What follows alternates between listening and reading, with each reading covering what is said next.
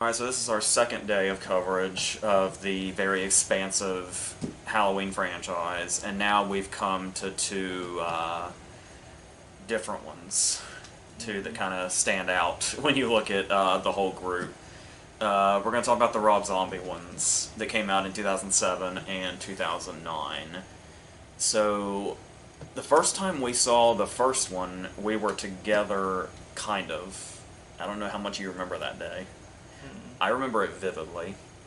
Also, before we start, we're in a basement, as you can probably tell, so there is probably going to be like background noise and stuff like that. But we're in a basement, so that's going to be there. So when we saw this, we were kind of we were in our usual place, which was maybe like at the time would have been like 4 rows from the front or something, 4 rows back from the front or something. And it got about, 5 to 7 minutes in when we get to Daryl Sabara's death scene. Mm-hmm. And right after that scene, I decided I could not sit that close. So I turned to you and I said, you know what, I'm gonna go sit in the back. And I went in the back and I stayed there for the rest of the movie. And then I think we went to Applebee's afterwards. And I only got a Caesar salad because I did not have a fucking appetite. So, I said, I don't know how you remember all that. Oh yeah, I don't think it. It would be very hard for me to forget the first time I saw Rob Zombie's first Halloween movie, and so regardless of any of the negative things I might say about it, that's probably a compliment, right? At least to a degree. I would say so. Okay, so especially given the kind of movies that Zombie does. Yeah. Whereas as he's made more movies, you start to realize how kind of in the same tone movies like the Firefly trilogy and these two movies and 31 and all of those are. The Lords of Salem, I think, is the only one that feels somewhat different, but I also really didn't like the Lords of Salem. I guess the first thing we should mention, or the next thing we should mention, is how Carpenter felt. Have you heard anything about that? Mm-hmm. There was a video that came out where he was doing a Q&A, and somebody asked him about it, and he basically said that he thought doing the whole backstory took away from the mystique, which was basically the criticism everybody gave it, including us. Yeah. But then he also said that he thought that Michael was too big, where Michael's supposed to be a force of nature, but he's also supposed to just look like a guy. Mm-hmm. And obviously Tyler Mane looks like a little more than just a guy. More like Jason. Yeah. We'll definitely get to Jason comparisons when we get to the second movie for some reason. And then he also talked about how Rob Zombie kind of rubbed him the wrong way because they did some kind of special or something, and Rob Zombie had said in an interview that he thought that Carpenter acted coldly towards him when he went to Carpenter about making this movie. And Carpenter says, well, the way I remember it was I, was supportive, and I told him, go make your own movie, man. And then he seemed really put off by the fact that Zombie seemed to almost throw him under the bus. But at the same time, I can also maybe understand Carpenter just being Carpenter and Zombie reading it wrong. Could have been the case, too. I give both of them the benefit of the doubt in that scenario. Yeah, so I come into this movie knowing that I have very strong reactions to Rob Zombie movies. So, how do you feel about the Firefly trilogy these days? Last time I watched it, I remember it just being kind of there. I didn't really feel strongly about it one way or the other. Yeah, I did a video on the trilogy a few years back, and what it came down to was... I haven't even seen the third one. Oh, really? Yeah. I don't even remember what it's called. 3 from Hell. Oh, yeah, I haven't seen that one. It's not worth anything except for the one scene with Sid Haig before his passing. Mm-hmm. They got an amazing scene out of him, and the way they put Captain Spaulding in the story is actually pretty ingenious.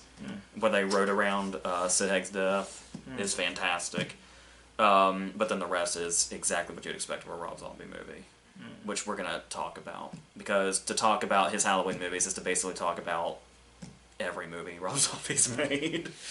But the thing about me, though, is that I worshipped The Devil's Rejects when it came out. I remember that. And now The Devil's Rejects seems a little too try-hard to me, and I used to be indifferent to House of a Thousand Corpses. Now I love House of a Thousand Corpses. I feel like he hasn't topped House of a Thousand Corpses is actually the problem. So... He peaked early like Shyamalan. Yeah, which is really funny because you ask Zombie, and Zombie will say that he thought... he's not... Apparently he's not as proud of House of a Thousand Corpses as he could be. Which I find very interesting, because I would lay down that it's his best movie right now. But certainly his most creative. But yeah, so but I guess what you could say about Rob Zombie, though, is that you could look at somebody like him and you could say his movies are try-hard and stuff like that, but they don't come off like an amateur. You get the sense right away he knows how to make a movie. And that's great. That's a great quality to have. What you do with that power, once you've established it, is... I've got so many things to say about the second movie. But, what do you... you say it's been a while. What do you remember about the first Halloween that he did? I remember that it felt like it took a while to get to what I felt most people paid to see. The second half of the movie. That's almost 2 hours long. Yeah. I will say... I remember, though, I liked Malcolm McDowell, the first one. That's the direction I was going. I was going to say, I actually like being able to see the Loomis sessions. Is actually really well done, and really well acted. Yeah. Especially with the way... Malcolm McDowell deserves to have such a better filmography than he actually does. Yeah. I remember how hype it was when we saw the first picture of him in the brown trench coat. It's like, holy shit, he's doing it. Yeah. But yeah, and what the child actor has to do, because it would seem like this, just play crazy kid or whatever, but he has to play a kid that seems to not be aware that he's a serial killer. Because he's got like the two personalities going on, where he's like the really actually sweet innocent kid, and then the serial killer kind of takes his mind over. I think we could have kept some of the mystique and still have him do that while having the family be normal. Yeah. I don't think we needed them to be the typical loud, brash, stereotypical abusive family. I think if you made them a normal family, it would have added to the intrigue of why he was that way. Yeah, the first 5 minutes of this movie are a massive headache. And I understand that's probably the point. But, like, I remember listening to the commentary for The Devil's Rejects, and it's the scene where they break into the motel for the first time, and the score sounds like kind of an alarm going off. And Sherry Moon Zombie said, like, when I heard this in the theater, it gave me such a headache. And it's like, the first 5 minutes of this Halloween is basically that alarm sound. God bless William Forsythe, who is an amazing actor. Really, they really went for the mean stepdad part. I can't tell if Ronnie's supposed to be hateable or funny. Because might just be how you look at it. Yeah. Or maybe somewhere in the middle. Like when he talks about... Well, he talks about stuff we probably can't say on camera in 2023, but... But he does it in a fashion to where I think we're supposed to be laughing with him, even though it also seems like the whole point of this is to sympathize with Michael. Especially since his whole family's fucking awful. Except kind of his mom, but his mom also lets way too much happen. She's an enabler. Yeah, which is a very realistic thing, to its credit. But, like Judith especially, like, isn't the idea that Michael killing Judith is really random? And that's where the horror of the original movie comes from. Because when Michael gets unmasked at the opening scene of the original movie, his parents look like squares. Yeah. That's what I'm saying. And he doesn't look like a crazy kid or anything. Well, besides the fact that he's, just committed murder and holding a knife. But, like, you wouldn't be able to look offhand and see where the problem would have come from. And I think with the zombie movies diving in and making him have the stereotypically abusive family, just takes away from that. Like, it's like, oh, this is why the way he is, and it feels almost kind of cheap. Yeah, and because like, if it was a standalone movie and not a Halloween movie, and you didn't really care about your killer having mystique, I think that'd be one thing. But to take a character that's shrouded in so much mystery and pour all this light on it, and the light doesn't really do anything to add to it. Yeah. Even if it were a standalone movie, there's a review of a movie by Ebert. It's a movie that stars Kevin Gage called Chaos. That's basically like a big torture porn movie. Mm-hmm. And he has this really kind of profound write-up for it, where it's like, the director got really pissed off and like wrote back to the critics and said, like, this is the violence of the real world. And Ebert basically said something like, making movies like that is less like showing the world's violence and more surrendering to the world's violence. And I found that really interesting. But I can get both sides, I guess. Like I said, like, as much as we bash, you know, the opening scenes of this movie and the way the family acts, as much as it sucks, there is something real in it. Mm-hmm. Like, you could walk into, like, you know, some white trash house, and this is probably what you'll see. Mm-hmm. And, like I said, that first 5 minutes, though, is just total chaos. There's the... Ronnie's yelling at everybody, the baby's crying, Judith is talking to Michael in the bathroom, and Michael screams to get her to go away. Everything's in fucking close-up. Mm-hmm. I think that's something that fucked with me in the theater, too, when I had to go to the back row. The same thing for Daryl Sabara's death scene, too, is everything's in fucking close-up. And it goes on and on and on and on. And it's like, you get the idea that he's trying to prove a point, but for the love of shit. But it's weird also because of who gets that treatment. Like, Daryl Sabara's a bully, a relentless bully, so of course we're going to see him getting beaten to death in close-up. Mm-hmm. Over and over and over and over again. Mm-hmm. Ronnie is probably supposed to be the most hated character in the opening. He gets a mild throat slicing. We hear about him getting stabbed in the face. I don't know that I've ever heard the phrase mild throat slicing. Only in Rob Zombie world is everything so extreme. You can have a mild case of throat slicing. It's like saying somebody has a touch of a broken femur. Or Michael Winkoff's line in The Crow, a slight case of death. Yeah. But okay, so we're supposed to really hate some of these characters that get brutal deaths. But like I said, Ronnie just gets a throat slicing when he's the one that's built up to be the most hated. Mm-hmm. So what's up with Judith's boyfriend, who seems like a relatively nice guy? We only know him for like 20 seconds. He doesn't seem that bad. He's soft-spoken. He seems kind of nice. I think it's supposed to add to like the randomness of no one's safe. I guess. It's just interesting to me. Or it could just be collateral damage.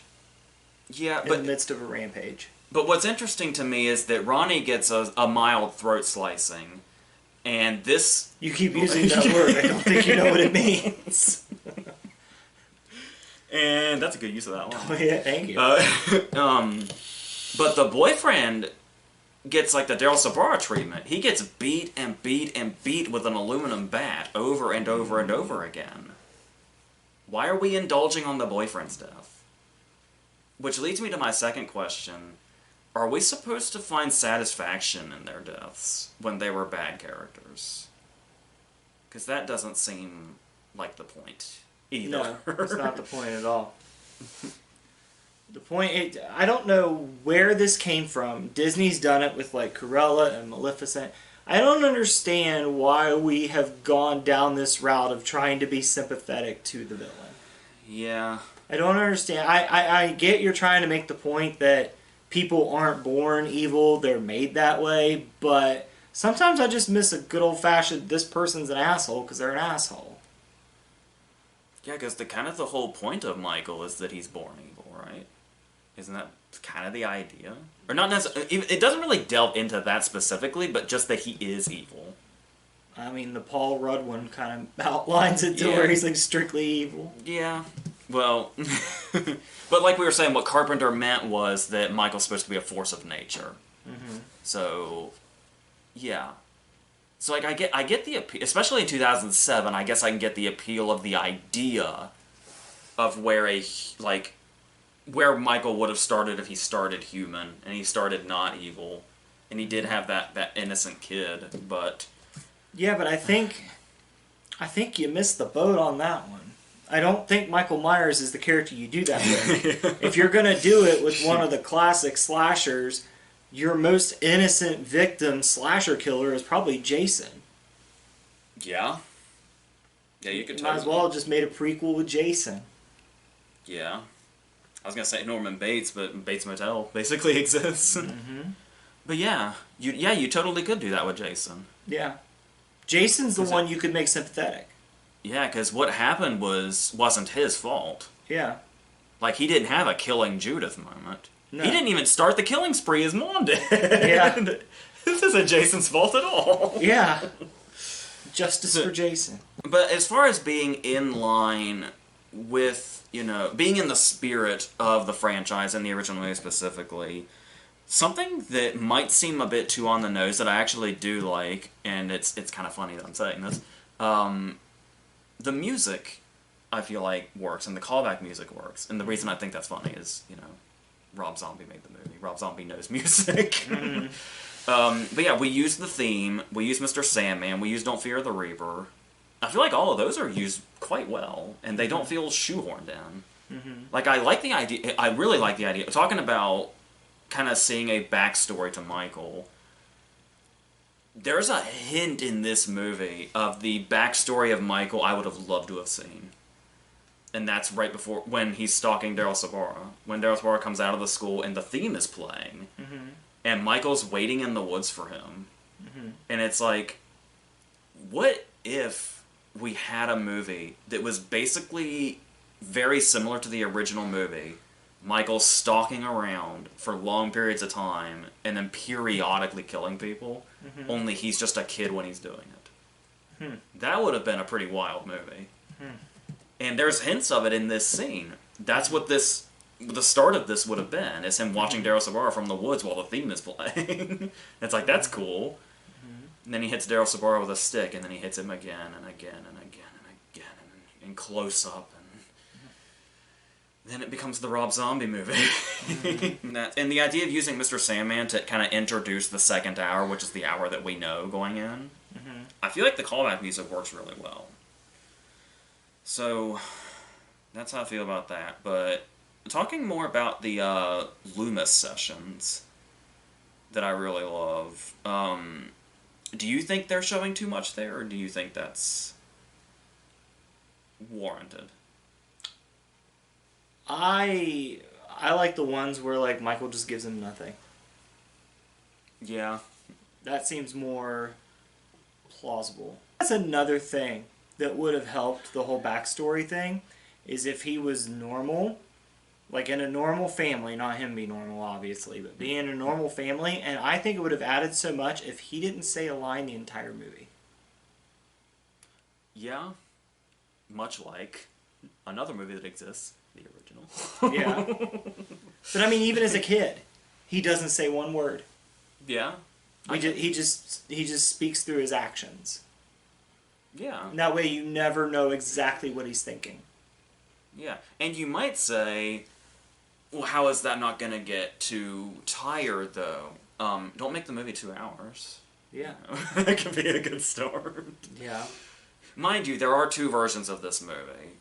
But you could substitute that out and make more time of just sessions where Loomis is just trying to get him to say anything. Yeah. To really give room for Mike McDowell to act, too. Yeah. I mean, McDowell's already really good in these scenes. McDowell's the best thing in your movie. Just let him control the movie. Yeah, like, something that always stuck with me, weirdly enough, because I actually... As unpleasant as I find this movie, I watched it a lot when the DVD came out. And as unpleasant as I found it in the theater, mm-hmm. I was going to mention that too, the unrated DVD, is 2 hours and 1 minute. I think the regular movie is like an hour 50. That 11 minutes makes a huge difference. Mm-hmm. When I was rewatching it for this video, I just went to Tubi and watched the hour 50 version. Because that in a movie like this, that 11 minutes makes a lot of difference. Mm-hmm. But the line when Michael says, black's my favorite color, mm-hmm. and Loomis says, like, well, black's not a color. Black is the absence of color. And he talks about the spectrum, and he says white is every color, and black is not color. I don't know, every time somebody says that they're, like, the color black, I hear Malcolm McDowell saying that in my head. That whole speech about the color spectrum. And it's like, there's got to be a reason that stuck. Probably because Malcolm McDowell's so good in this. To talk about the Loomis sessions, you talk about Michael eventually not saying anything. And we do finally get to that point eventually. Mm-hmm. When he's still a kid, too. Yeah. What do you suspect the turning... Do you think that he was getting progressively closer to the dark side just as the sessions went on, or do you think it was the mom's suicide that made him go completely silent? I want to say he was already gone silent by the time she did, because what set her off was when he killed the nurse. Mm-hmm. So I think that was around his dark side happening. But do you think the mom's suicide plays any part in what he's like as the serial killer, the adult serial killer? In the movie, or is the basis for what the character's supposed to be? Yeah, the second movie answers this, but let's talk like the second movie doesn't exist and work with what the first movie gives us. I mean, in the context of the movie, that probably didn't help. Mm-hmm. But as a character himself, I think he would have been dark regardless. He was already on his way there. Mm-hmm. Yeah. Maybe, and it might have sped it up. Mm-hmm. But like I said, I think we should have told the story that he was already there. He doesn't speak throughout the whole movie, and his actions are more random, and he lives in a more normal household. Yeah, because it does kind of touch on what you were talking about with this whole nature versus nurture thing, where even though his mom is an enabler, there are a lot of scenes of her giving him love.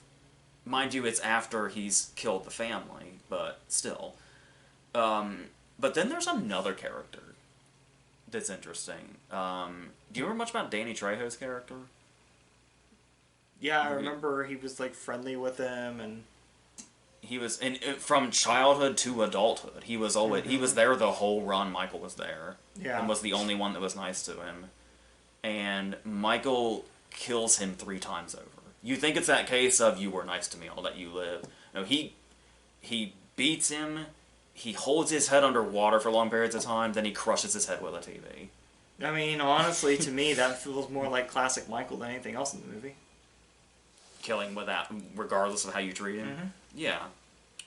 Maybe not that many times over, but... No, maybe one of those, maybe the second. Yeah, it would have been a strangulation or a throat cutting. Yeah, I don't think... One stab. Yeah. Maybe a drowning. Maybe. After Halloween Part 2, maybe a drowning. Yeah, possibly. But, don't you love when it's Halloween season and we just so casually talk about brutal murder? Yeah, when in Rome. So, good use of that line, too. So,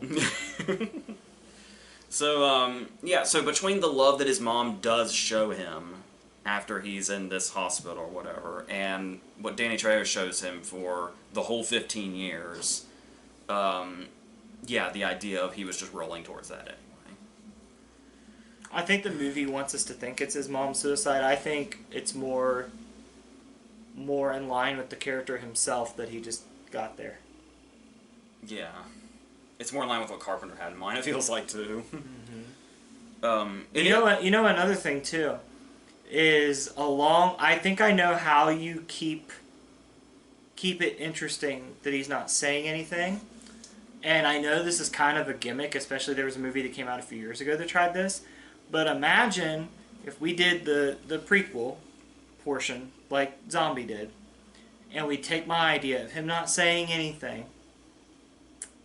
What if we changed that and shot the whole first half of him as a kid with him being silent in first person? That would be really interesting. Mm-hmm. I'm trying to remember what movie you're talking about. Hardcore Henry. Go with Elijah Wood's remake of Maniac. Okay. That's wicked. Mm-hmm. Yes, let's go with that. Mm-hmm. Oh man, you should check that. So that way you Yeah. don't even see his facial expressions. You have no idea what he's thinking. You take all of that away. And it's the perfect callback to the opening scene of the original movie. Exactly. Oh, that's fantastic. And then the first person goes away in that last session where Malcolm McDowell comes to him and says he can't treat him anymore. And he's just sitting there and he's fully grown at that point. That's when you leave first person and the rest of the movie is shot in third person. I like it. I really like it.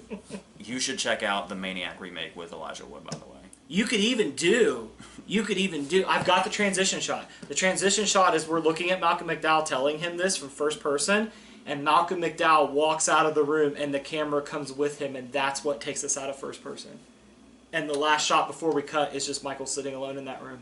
And that's how we've left first person. I dig it. When they reboot this movie inevitably again, I hope somebody has heard you. We were talking about the theatrical release and the director's cut. And we've talked about zombies' indulgences. There's two different versions of the escape scene in that. Have you seen? Obviously, we saw the theatrical version. Theatrically, have you seen the unrated version? I might have at some point. In the unrated version, which is the one I've come to know more because that was the DVD version that I watched a lot. Well, that's because at that time everything had the unrated edition. Even PG-13 movies were doing the unrated versions.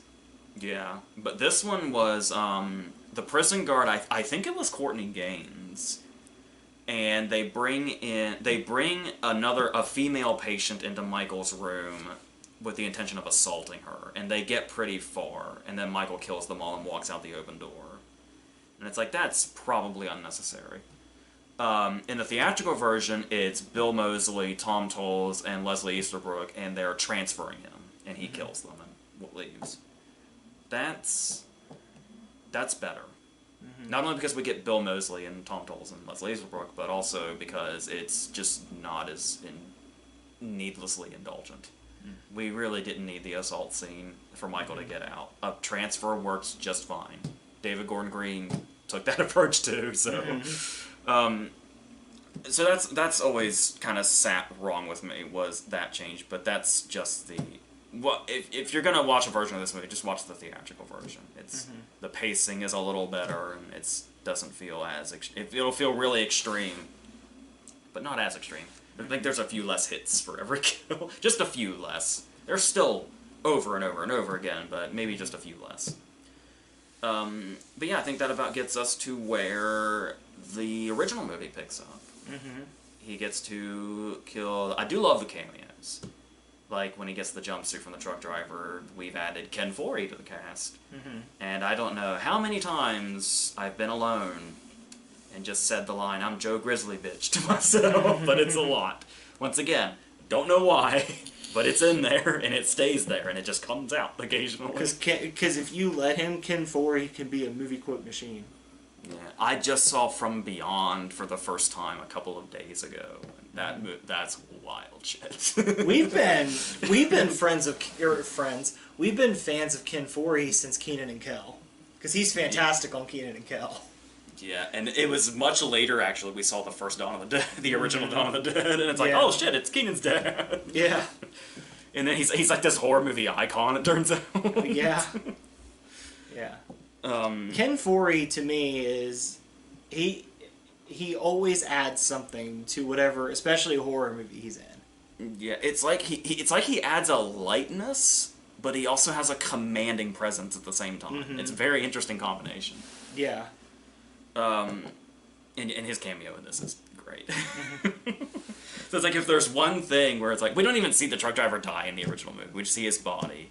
And it's like, well, if you had to go out and make it a whole scene, you cast Ken Foree, so no complaints from me. I actually feel like one of the problems with The Devil's Rejects is there's not enough Ken Foree. Yeah, it's so good when he is there, though. He's so good in The Devil's Rejects. That chicken scene goes on a little too long, but doesn't matter. Michael Berryman's in that scene too. Okay, so talking about the basically remaking the original movie now is basically where we are, just with a lot more brutality. Remember how you feel about this at all?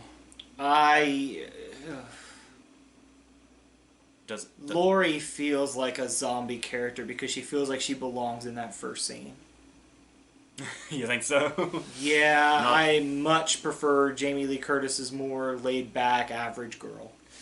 Well, to the credit of Scout Taylor Compton, I think Zombie does not know how to write teenage girls. Probably not.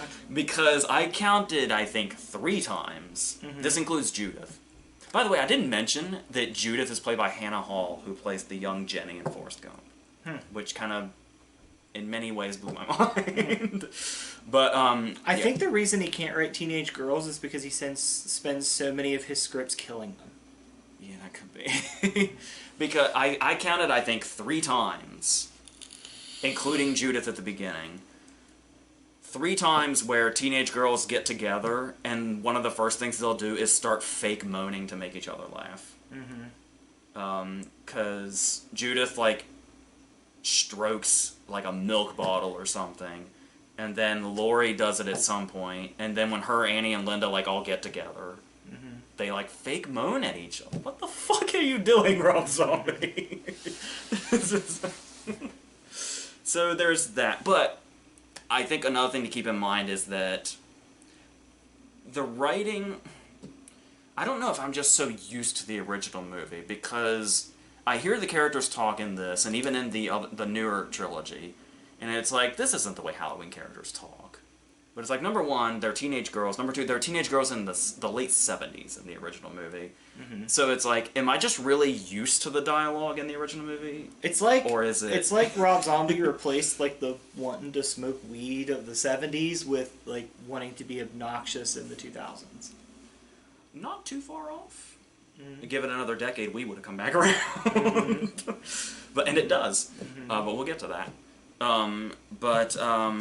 One thing I did find interesting in how Zombie wrote these characters was, once again, doing callbacks that aren't like completely beating you over the head. Like the fact that I talked about, is the dialogue in the original movie that great? Or do we just love that movie? It's so well made. Do we not pay attention to it? Because PJ Souls plays Linda in the original movie, and half of her dialogue is the word totally. So, but the way Christina Clee plays Linda in this, she also says totally a lot, but not as much as PJ Souls does, and if I didn't know the character Linda was known for saying totally, I wouldn't really assume that's a callback to anything. I just assume she says totally a lot with how much Zombie makes her say it. So I liked it that he didn't, grind that in as much as he could. So there's that. There's an upside to the way the girls are written. How do you feel about the idea of... It's really annoying to talk about the first movie without the context of the second movie yet, because the second movie grabs a hold of things from the first movie and just really takes off with them. But this idea that Loomis wrote the book for blood money. Because Loomis in the first movie seems like he's not in this for his own gain, right? I feel like the second movie completely betrays the Loomis character. Oh, yeah. Across the board. Oh, yeah. I don't see Donald Pleasance using Michael's story to make money. Yeah, because actually one of my favorite lines in the first movie is when he's walking through the graveyard. I love that the cemetery guy is Sid Haig. Sid Haig cameo. And he's talking about, oh yeah, that guy wrote that book for blood money. And because he doesn't know the guy's Loomis. And Loomis says, yeah, I read the book. It was a masterpiece. It's like and then he just keeps on with something else. They drop the subject. But yeah, oh man, we'll talk about that when the segment comes around, for sure. But I love that line, where it's like there's a little bit of arrogance, but not too much. And like I said, I feel like McDowell, and I think you were getting to this too, McDowell has enough of a Donald Pleasance vibe in this that he feels sincere, that he doesn't feel in it for himself. Yeah. That he feels genuinely terrible that he let this loose. Especially in the scene with the sessions. Yeah. Like you can tell that he legitimately cares and wants to help. Yeah. It's the second movie is just a total betrayal of that. I want Malcolm McDowell's opinion on this. I know Malcolm McDowell's been very open about doing movies for money, but like as an actor, I want to know how he felt about the character going from point A to point B. There are also some other changes here that I find interesting, like Bob. Obviously, it's an iconic scene that he kills Bob, he pins him to the wall, and then he puts the sheet on. And of course, because one of the questions of the original movie is, why would Michael do that? It's like, I love the movie. I think it's pretty much flawless, but interesting. That seems random. Interesting choice, Michael. So I love the fact that in this movie we get a shot of Bob getting ready to walk in the room like that, and that's when Michael grabs him. Yeah. And it's two things. Number one, it sets up why Michael would think to do that. And number two, it kind of works as a fake out. Because if you go to a Halloween remake, you're expecting the iconic scenes from Halloween. So when we see the guy in the sheet and the glasses, the first time seeing this, we're like, here comes the scene. And then Michael jumps out and kills him. And we're like, oh shit. Number one, that was a jump scare, an effective one. Number two, that was Bob. It's like, we think that's Michael already, so the jump scare's effective. So that's great. That's a great way to take those scenes and kind of, we're doing the iconic scenes, but we're changing it just enough. Yeah. And it's still keeping the audience interested. Where it's like they're getting what they want and some surprises. You know who we haven't mentioned yet that I love who is in this movie? Is Brad Dourif is in this movie. And I love when I hate how little his parts are in movies. And so when he gets something to like actually work with, that's one of the only good things about the second movie, is Brackett kind of becomes a major character. But I like setting up that Brackett is the reason, because obviously we're going down the path that Laurie's adopted, because she was part of Michael's family. I kind of like the setup where Brackett's the one that set that into motion, because the Strodes were friends of his, is what he tells Loomis. And he's the one that, yeah. So, well, he's the one that found her as a baby, and then he took her in, and then the Strodes were the ones that adopted her. So I do kind of like that setup, and the scenes between him, just actually seeing Malcolm McDowell and Brad Dourif act together, even as short as these scenes are, and maybe as undemanding as they might be compared to something else. Like when you think about the fact that, you know, Brad Dourif's an Oscar nominee and Malcolm McDowell's worked with Kubrick. It's not that, but it's still great to see them work together. And Dee Wallace is her mother. Like I said, I love the little cameos here. Another way they play with expectations that we didn't talk about. Annie surviving was a curveball. There's that great moment when she's already been attacked and she's laying on the floor, and like Laurie comes in, and because the front door's open, and Laurie like checks on her and all that, and then Laurie goes to call 911 or whatever, and we're like, oh god, where's Michael? Like, where did he go? And the front door just slowly starts to close, and he was behind it that whole time. That's good shit. There's some really good shit in here. As much as we may talk, you know, criticisms, there was something here. But then we get to the Rob Zombie climax. Have you noticed something about, like, you know, what you know of the Firefly trilogy and 31 and these movies? Rob Zombie loves him a long ass climax. For the love of God. He loves the final girl covered in blood running around screaming from a killer for 30 fucking minutes. And at some point the suspense fades away. By the time he's like poking holes in the floor looking for her, it's like, I'm ready to go home. It would be a good scene, maybe standalone, but the climaxes go on, and I think it's also the fact that it's become a thing with him. That these climaxes go on and on and on and on and on and on and on, like the kill scenes. And it becomes a lot. Here, I have a way to fix it, to make it better, like I did in the beginning. As a callback to the first half of the movie, whenever he's looking for Lori, we shoot her from first person running from him. I'm so glad that you said that, because one of my biggest criticisms of the climax are the times where we're just on Michael, and that makes no sense to me. We'd have that point of view. No fucking sense to me. We'd have that point of view. Shoot it first person from her. That could work. Dude, I'm telling you, I think you could make a hell of a Halloween movie with 3/4 of it shot in first person. Yeah, there's got to be some artsy director out there that wants to do that. And there is one moment during the climax that I love, and it's one of those cases where you think the movie's over and it's not, and it's like, Jesus Christ, come on, is what you would usually say. But there's one moment here, and I don't think it's not intentionally funny. I don't think, but it kills me. And I'm willing to have a second climax because of this moment.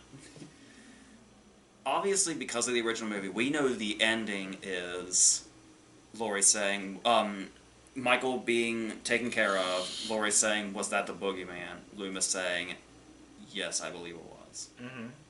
And we know that's the end of the movie. So what Zombie does here to throw us off, which is good, play with our expectations, play with what we know, and then fuck with us. That's good. As long as you don't go too far off. She says, was that the Boogeyman? He says, yes, I believe it was. Boom, Michael comes back one more time, and we get one final climax. Pretty effective, but still, it's like, another climax. Great.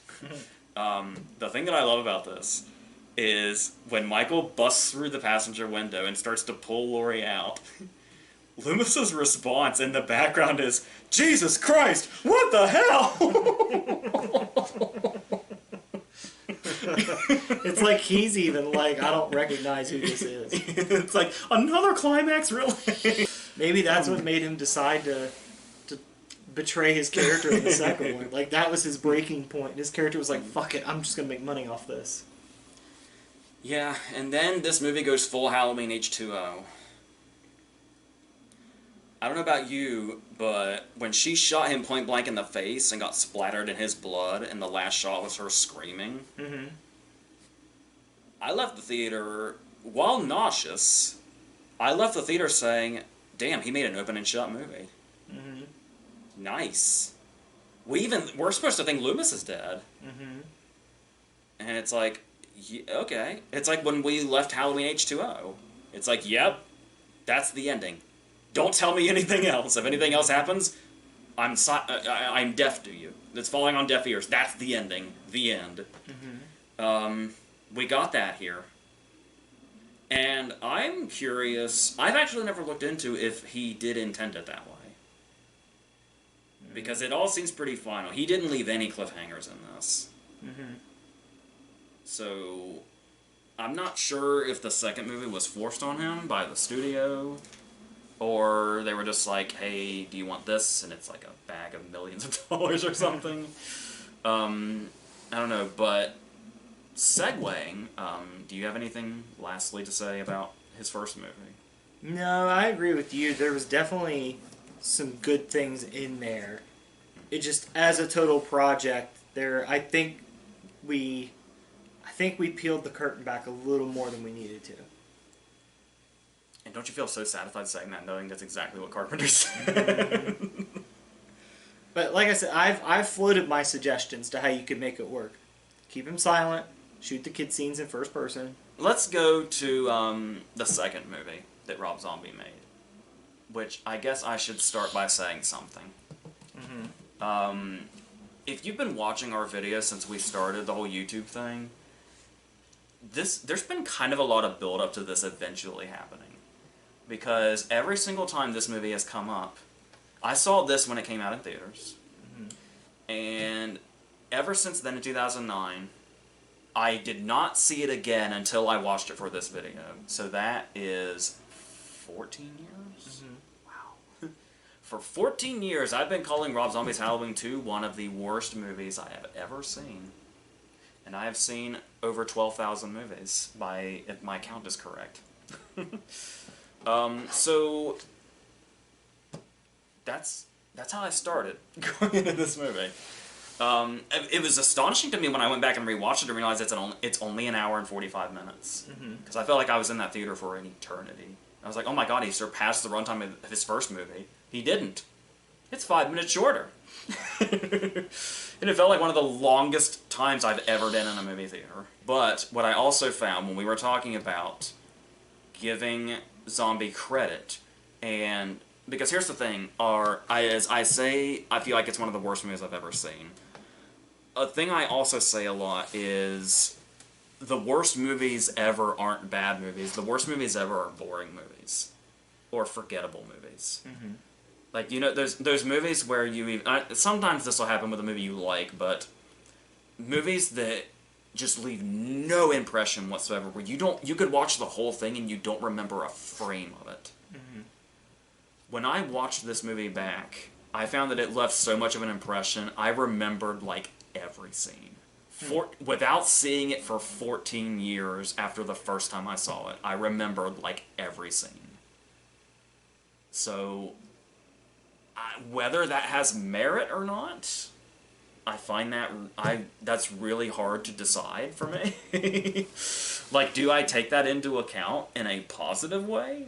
That I remembered every scene of this movie, even if I'm remembering those scenes with hatred, I'm remembering every scene of the movie that I saw once 14 years ago. I mean, I would say that movies treat...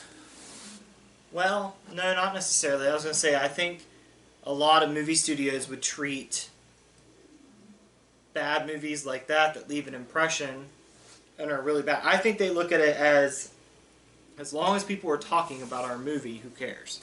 And apparently the Loomis of Halloween 2 would say the same thing. Mm-hmm. So, I don't think we've ever discussed, because we did not see this together like we saw the first one together. I still haven't seen it all the way through. Really? So I know there's something about a horse. I know Loomis is a total betrayal of what he was before. Okay. And I know the movie doesn't really make a lick of sense. Yep, let's talk about this.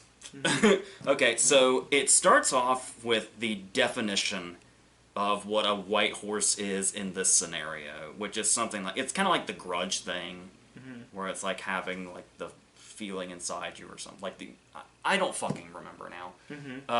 But some sort of explanation for how somebody like Michael would act out, potentially. And it's basically him seeing visions of his dead mother and a white horse. Once again, we're peeling the curtain back too much. And we're in Jason territory. We're so in Jason territory. What was wrong with stalking Lori at the hospital?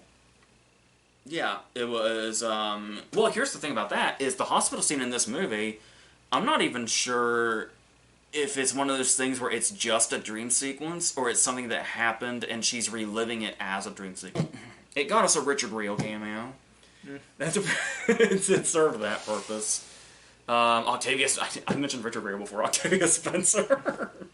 The Oscar winner that's in this, believe it or not. So yeah, maybe was that to throw us off? That it sets up, oh, she's in the hospital, it's going to be a remake of Halloween 2, and then it's just like a few minutes. And then the movie is entirely zombies. Because you'll notice when Do you know what I'm starting to kind of see parallels toward here? And the movies I'm going to compare it to are a lot better quality, but I think you'll catch on to what I'm getting at. I see a lot of parallels to this with Tim Burton and Batman '89 and Batman Returns. I think I see what you mean, yeah. Because Batman Returns is a full Burton vehicle. Yeah. Batman '89 had a lot of input from the studio.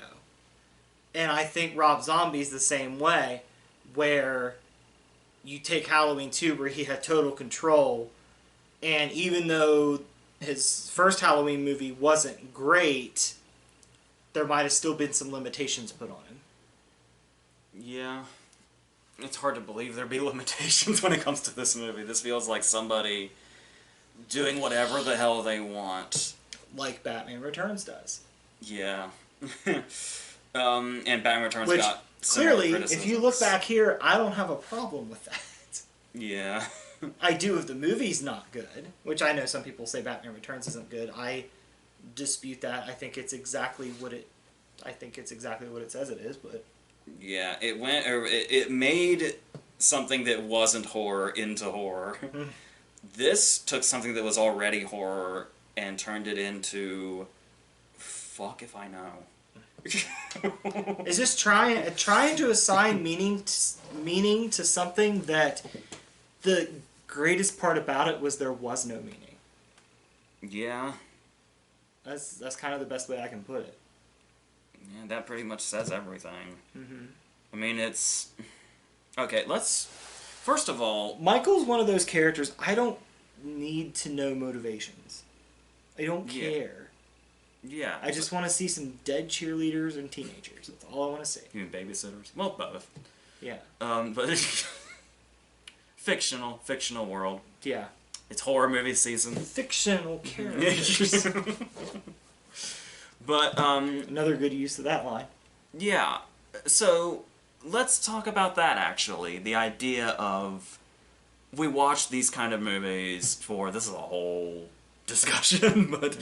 We watch these kind of movies for what they are. It's the slasher genre. Mm-hmm. People are going to be introduced, they're going to be killed in violent ways, the movie's going to be over. Mm-hmm. That's all it's supposed to be. And somehow, there's something interesting about this, something intriguing about this. Like I said, I marathon the Friday the 13th movies all the fucking time. Mm-hmm. I cannot even begin to tell you... Well, I can, but it's a whole other video that kind of exists. But... Let's talk about the indulgence factor on the gore. Like, where we talked about the first movie, where the kills are, like, go on and on and on, and people get hit over and over and over again, or stabbed over and over and over again. This is, like, every kill. Like... But even outside of the kills, before we even go into that, the scene with Laurie's surgery in the opening scene, when she goes to the hospital, why do we need to see Laurie's surgery in close-up, with all the squishy sounds and the gore? What is the point of that? Because I think gore is what they would call... Gore in a horror movie is essentially what happens when a bad guy in wrestling insults the city. It's a cheap pop. Yeah. That's what it is. Like, the gore adds nothing to the story. There's only 2 instances that I think gore really should be focused on in a movie. Number 1 is if you want to drive home the brutality of something as like an after effect. Like, and it has to be something that's meaningful, that it's brutal. Just random brutalness means nothing.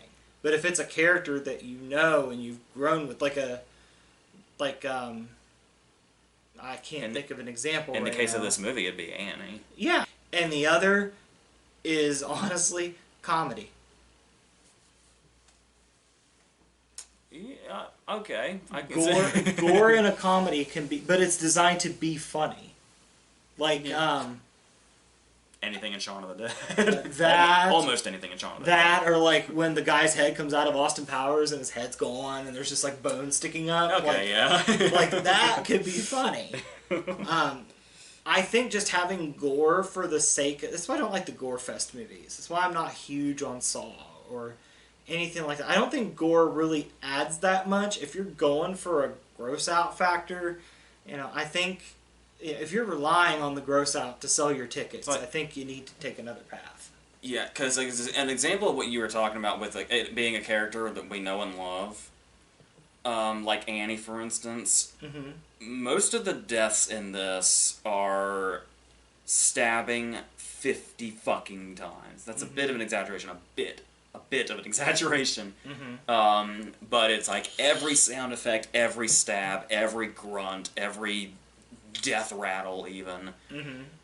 And most of this movie are characters just pulling up that we were meeting for the first time. Cameos. Mark Boone Jr. pulls up, immediately gets killed over and over and over again. Sean Whalen pulls up, gets killed over and over and over again. Octavia Spencer. Octavia Spencer's in this movie for 20 seconds. And if Octavia Spencer was in this movie for 20 seconds, 19 seconds of that is her getting stabbed. Over and over and over and over again. People getting their heads stomped in is popular in this one, too. And it's... What is it? Tell me. You know when I knew I hated this movie in the theater? It was really early. It was really, really early. Was it the opening credits? Close. Richard Brake is one of the paramedics. Who, obviously, we just talked about, is amazing in 31. He was really good in 3 from Hell for what he had to do. It was clear he was Sid Haig's replacement, and they kind of had to just write another character. But he did what he could, because Richard Brake is amazing in, like, everything. Big or small part. But the thing is he plays that paramedic, and for some reason, they've just taken in Linda's corpse. And he has this whole speech while they're driving about how he's going to... He has a whole speech about necrophilia. And how into it he is. And then they run into a cow that splatters everywhere. And then the van crashes. And of course the driver dies. So Richard Brake is stuck here spitting his teeth out. And just sitting here saying, like, fuck, over and over again, for what feels like forever. It was at this moment in the theater I was like, this is the whole movie, isn't it? This is a clue to what the rest of this fucking movie is, and that's basically what it was. And then, Michael doesn't stab him. Michael doesn't stomp his head. In close-up, he saws his head off. We get a close-up of the neck while he's sawing. Okay, we didn't just amp this up from the original Halloween franchise. We amped this up from Zombie's first movie. And the first movie was brutal enough. I don't see the segue from the first movie to sawing somebody's head off in graphic close-up. What... Somebody got more money for their gore budget. Yeah, I mean, it's like you said, it's for the audience, but is the slasher audience even into this? This is not slasher gore. This is something else. Slasher gore is stab somebody or cut a throat, like we were talking about with Ronnie, a mild throat slicing, just a little dribble afterwards. What the fuck? Who is this shit for? Like, what's the... I don't... Teenagers. I don't know. I don't even know if... I don't know. Okay, I had maybe a theory about the Laurie surgery. The idea of people coming to movies like this and watching, you know, people getting their heads sawed off and stabbed and beaten to pieces and all that, and going like, ooh, but then like, ah. But when you're watching somebody have surgery, it's just ew. And surgery is something that happens every day, multiple times a day. I know, you know, violence and murder is also, unfortunately, an everyday thing, but to this extent and all these close-ups and stuff like that, it's like, is it some way of saying, like, oh, here's something that's happening to save somebody, and you're grossed out by it. Here's something that's literally killing somebody, and the audience may be cheering if that's what they're here for. I feel like I'm really giving the benefit of the doubt by going that route. I feel like it's definitely just being indulgent on gore. I would like to believe it's that, but the movie does not make me feel like it is. So... Plus, I think gore should be fun. Like, when I think of a gore scene that's fun, that's not comedic, I think of when I watched Freddy vs. Jason in the theater and the guy gets folded up in the bed. That was fun gore. Yeah. Because the audience, we laughed. And it was so ridiculous. And unexpected.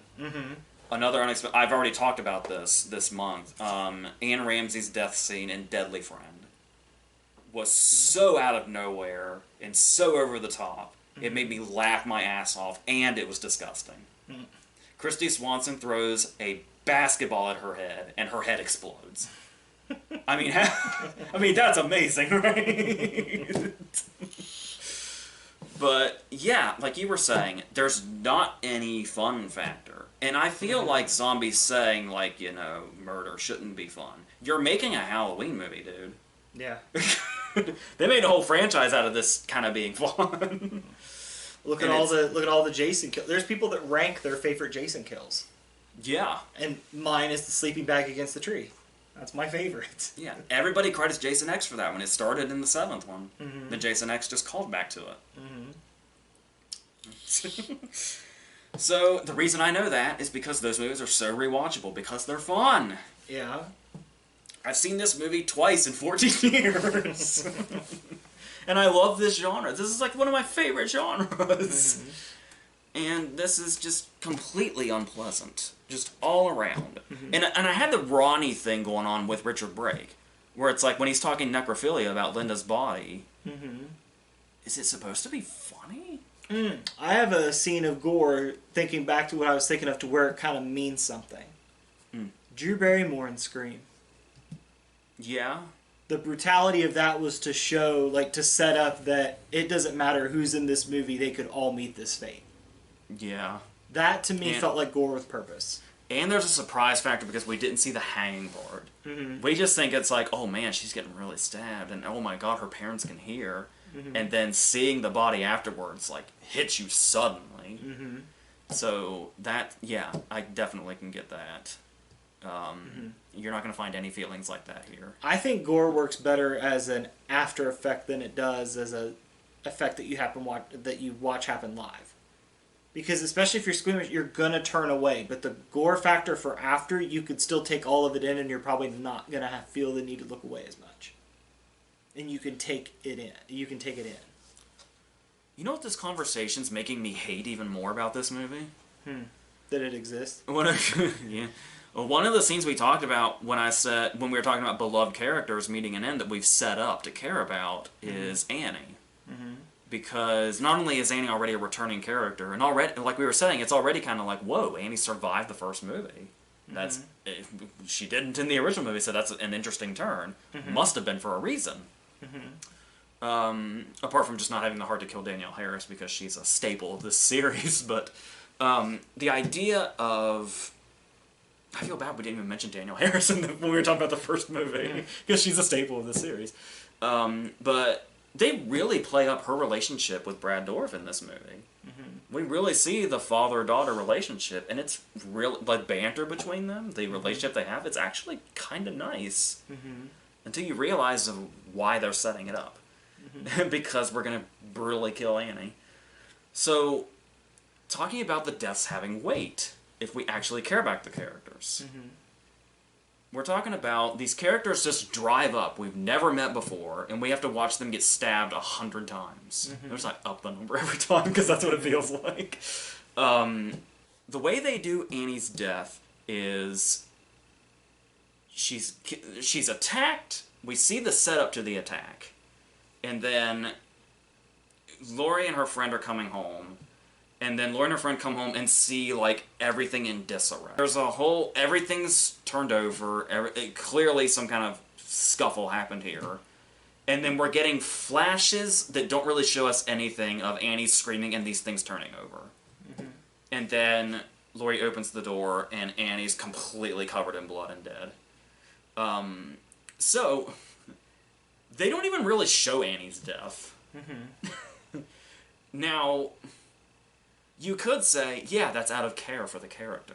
So what does that say about the characters that we don't care about getting these graphic deaths? Like, what's the point of it all? What is the point? Most of this movie's runtime is characters we've never met before getting stabbed. Now, someone else in a Halloween movie that probably could have warranted kind of a gorier death to kind of drive home meaning is... Judy Greer in the David Gordon Green series. Oh yeah, we'll talk about that. Mm-hmm. That's... But anyway... We'll get that. I'll save that ball of anger for later. Do you want to go on a bit of a Loomis tirade? Because we touched on it, but now we're here. I don't even know if I want to give it attention. There's one moment that I like that Loomis has. It's when he's just been on the talk show with Chris Hardwick and Weird Al. Mm-hmm. Okay.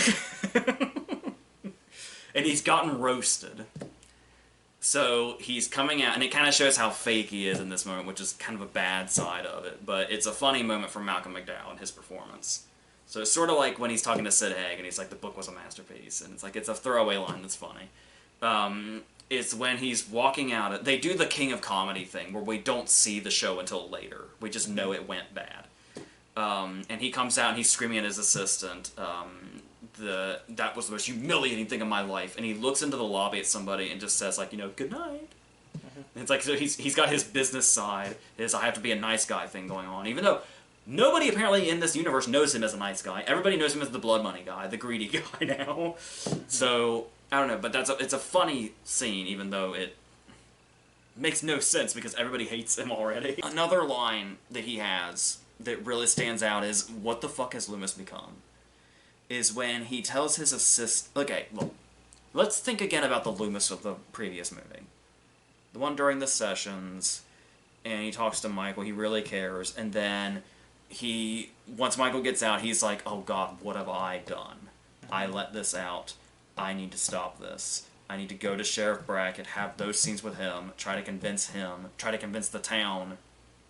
Nobody is safe. We need to warn everybody, and we need to stop this evil. Like Donald Pleasance did. Yes. This Loomis, in Halloween 2, has a scene where he tells his assistant, if I want your opinion, I'll beat it out of you. Mm-hmm. And it seems very unprovoked. It's a comment so small, there's no way it warranted that response. And this is like a small woman, by the way. And I think he's sipping out of like a champagne glass or something when he says it too. What the fuck happened?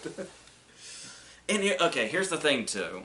Everything I've said about Richard Brake, about the over-the-top gore, about the senseless gore and the surgery and stuff like that, and Loomis being a what the fuck character now, and something else I'm about to bring up as well.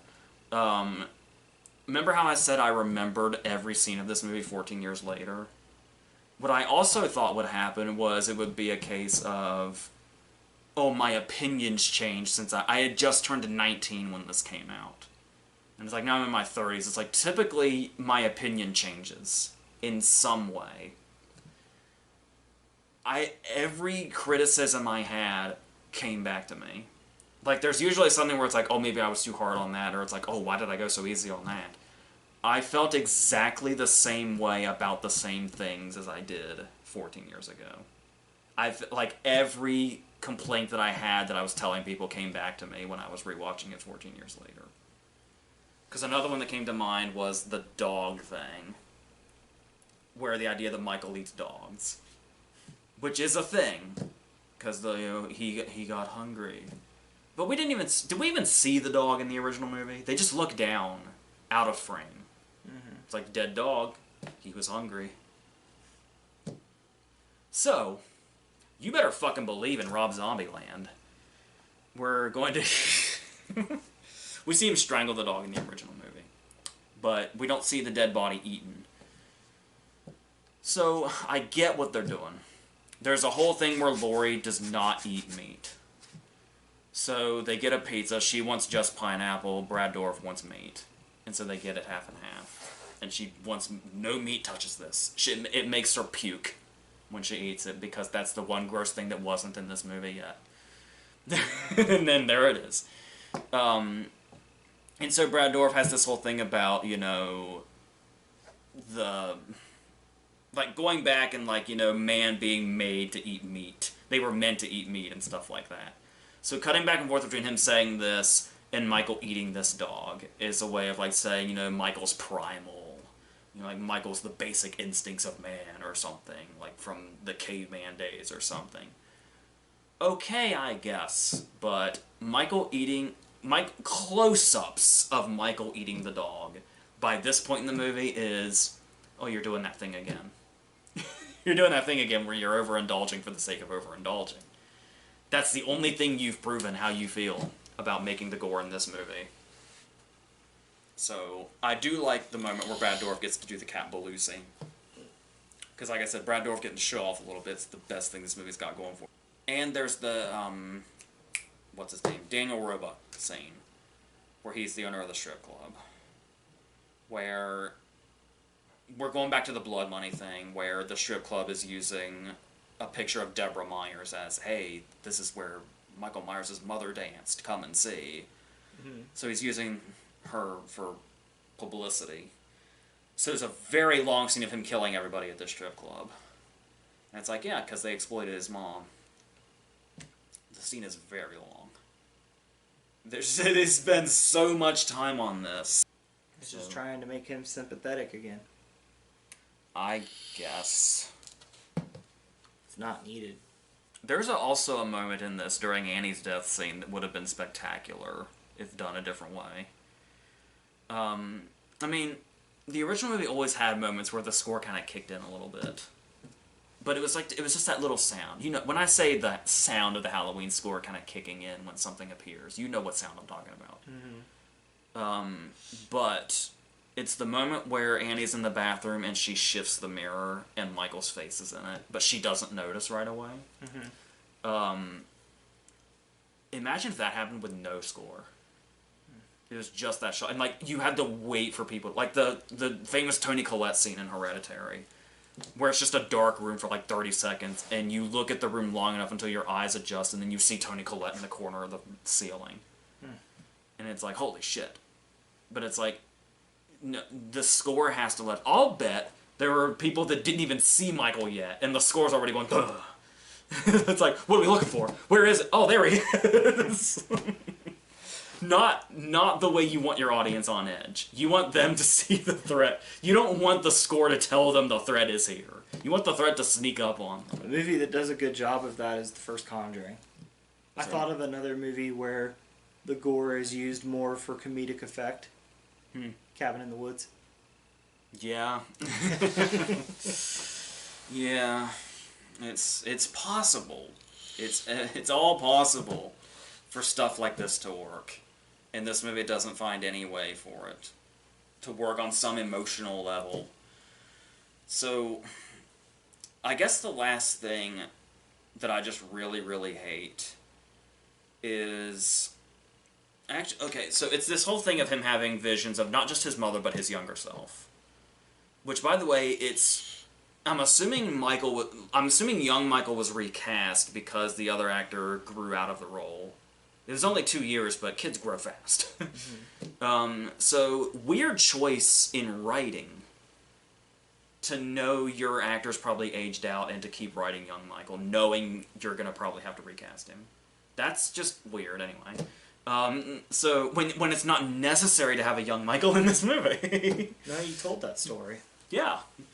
So, the thing here is, he's not just having visions of his mom and his younger self.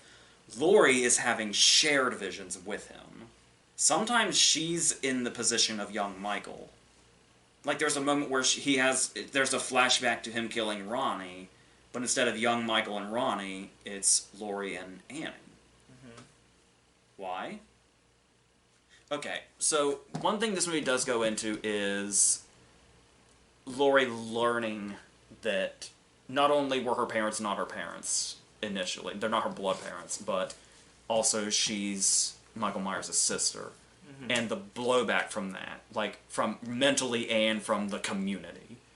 And it's like, okay, going that direction I could see could make sense dramatically.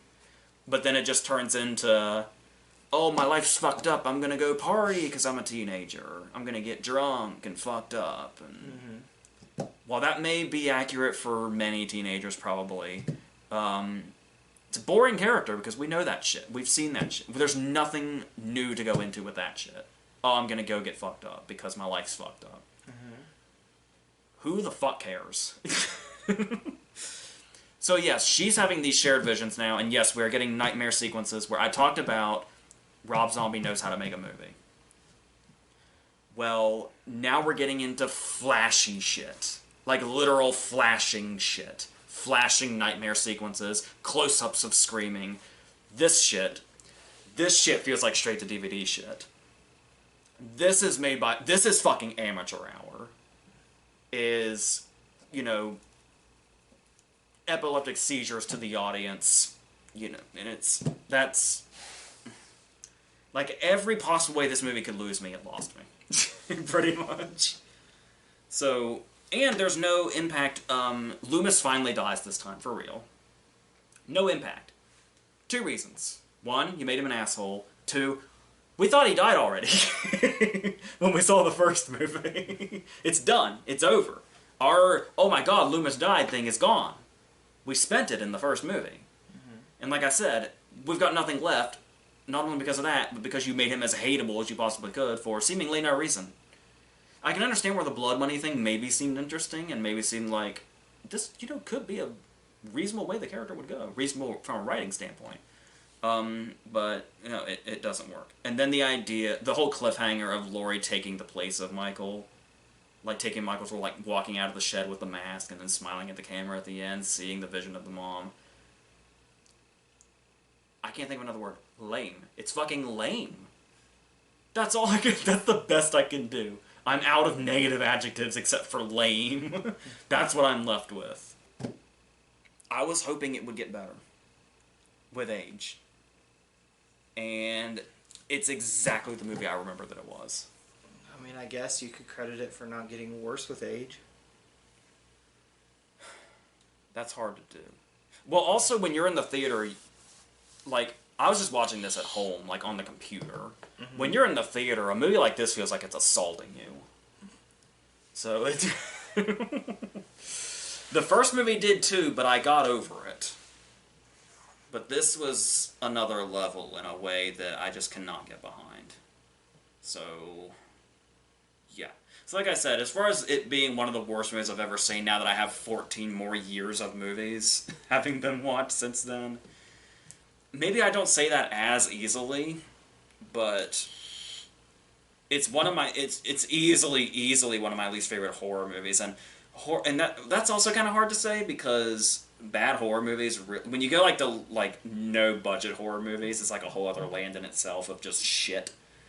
Horror movies that literally people make in their backyards and somehow end up in Walmart bins. Like those exist, but as far as like mainstream horror movies, this is bottom of the barrel. This is underneath the barrel.